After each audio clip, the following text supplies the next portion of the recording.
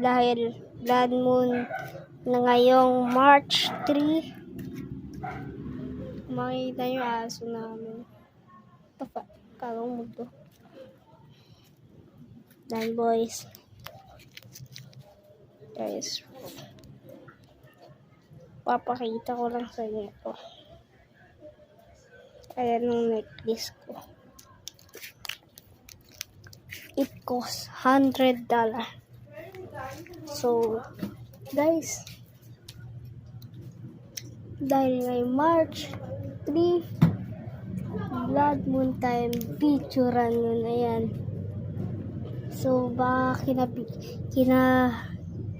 sa susunod na gabi, meron na naman yan.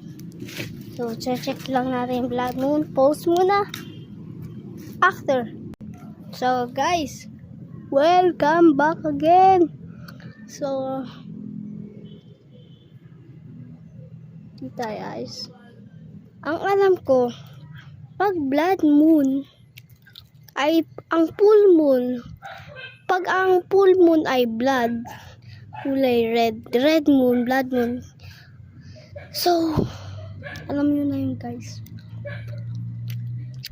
May lalabas na wolf. May mga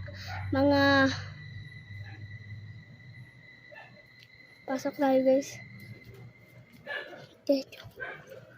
So, merong mga wolf, mga alpha wolf, yung mga dangerous animal sa Arctic,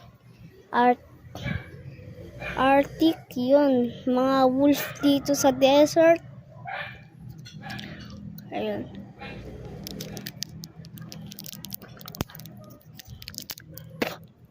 So, nakain tayo yaki. So, habang nag-i-enjoy ako dito mag-video, nakain tayo ng yaki.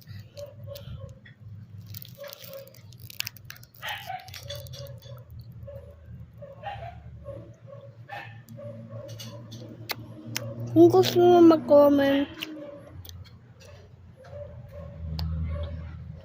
comment lang below.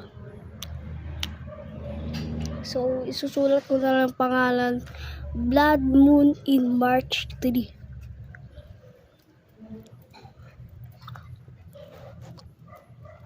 Please like, so mag-like and subscribe na lang kayo guys.